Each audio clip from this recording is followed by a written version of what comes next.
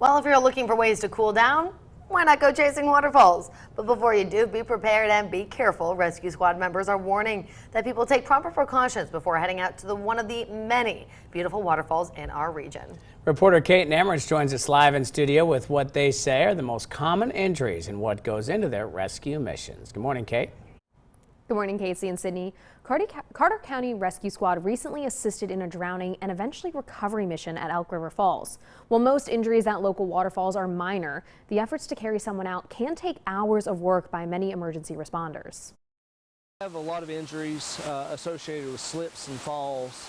That's probably the primary injury that we see around our waterfalls.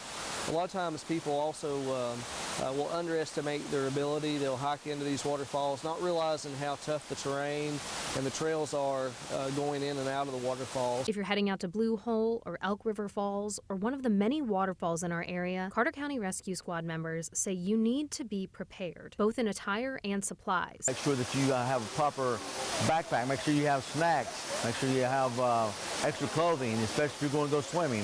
Make sure you have lights. Medicine if you need medicine. It may be tempting to dive right in, but rescue squad members say you can never be sure what lies beneath the surface. One thing that people underestimate is the ability of the conditions under the water to change. You know, one flood or one change in water level can cause items, logs, and debris that's underwater that you can't see. It can cause that stuff to change and move around and maybe be in a place today that it wasn't yesterday. If you need to call for help, lack of cell phone service and distance are going to extend the response time. If you go to Compression Falls, we get to call it. From the time we get to call and leave the station, it's going to take us an hour just to get to the parking lot.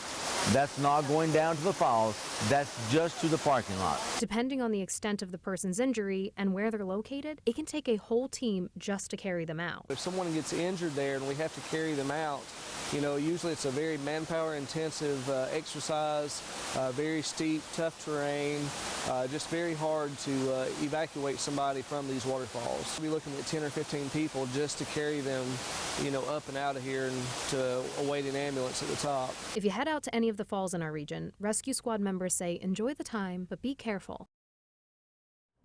Rescue squad members also say to be sure to leave an itinerary with someone so they know if you haven't returned or contacted them by a certain time that they need to call for help.